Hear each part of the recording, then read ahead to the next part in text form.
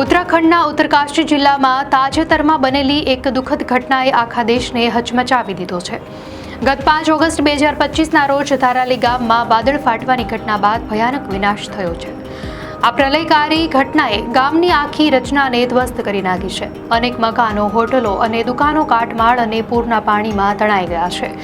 NRSC દ્વારા જાહેર કરાયેલી સેટેલાઇટ તસવીરો આ વિનાશની ભયાનકતાને સ્પષ્ટપણે બતાવી રહી છે।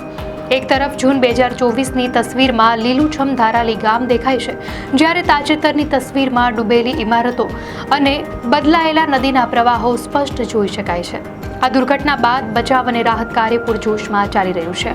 ભારતીય સેના, NDRF, SDRF, ITBP અને સ્થાનિક વહીવટીતંત્રની ટીમો રાહત કામગીરીમાં જોડાયેલી છે। હેલિકોપ્ટરની મદદથી અત્યાર સુધીમાં 200થી વધુ લોકોને સુરક્ષિત સ્થળોએ ખસેડવામાં આવ્યા છે। જો કે આ દુર્ઘટનામાં અત્યાર સુધીમાં 5 લોકોના જીવ ગયા છે અને સેંકડો લોકો હજુ પણ ગુમ છે। ખરાબ હવામાન, ધુમ્મસ અને ભૂસ્ખલનના કારણે બચાવ કામગીરીમાં અનેક મુશ્કેલીઓ આવી રહી છે।